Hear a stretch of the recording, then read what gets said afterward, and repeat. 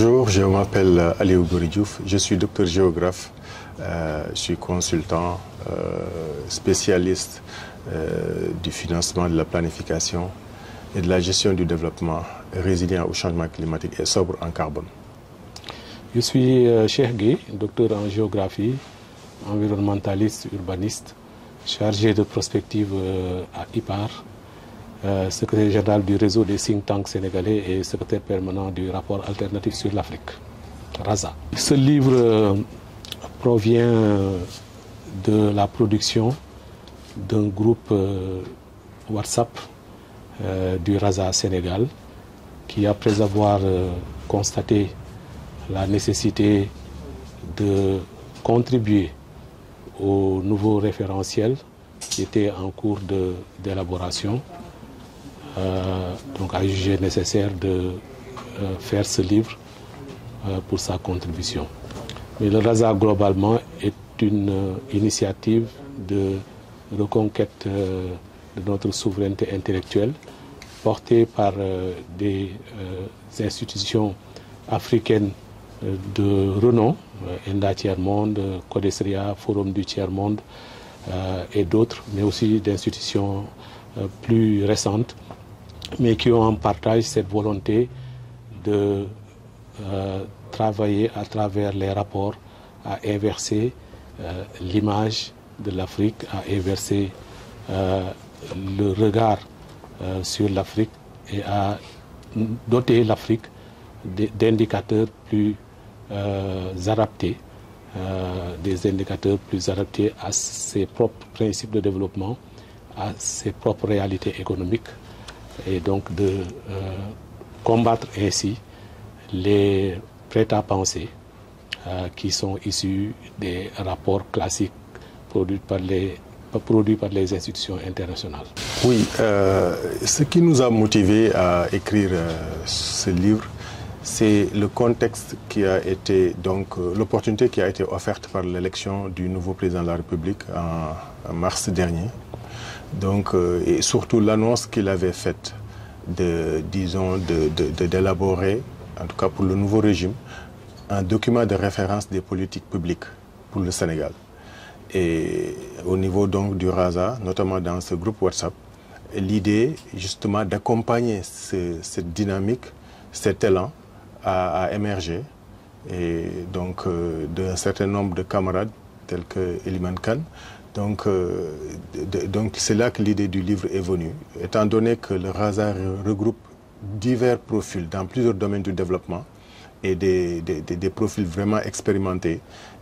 On s'est dit que chacun pourrait donner une contribution par rapport justement à son domaine, par rapport à son expérience, qui serait donc réunie sous forme de livre et mise donc entre les mains des autorités comme contribution donc du RAZA dans ce nouvel élan donc qui a été créé par l'élection du nouveau président de la République. Oui, le livre se veut une contribution systémique, donc pluridisciplinaire, avec donc des entrées économiques, politiques, sociales, culturelles, religieuses, scientifiques, même le numérique. Et toutes ces contributions veulent changer dans le domaine du développement, la réflexion sur les approches les plus efficaces. Et il s'agissait donc pour ce livre d'être habité par le souci d'être réaliste, voilà, d'avoir des contributions concises, mais surtout des contributions qui soient utiles et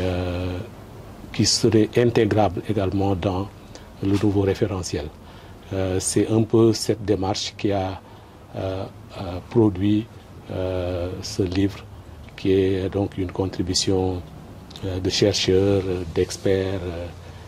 d'intellectuels de haut niveau sur tous les domaines, notamment l'économie,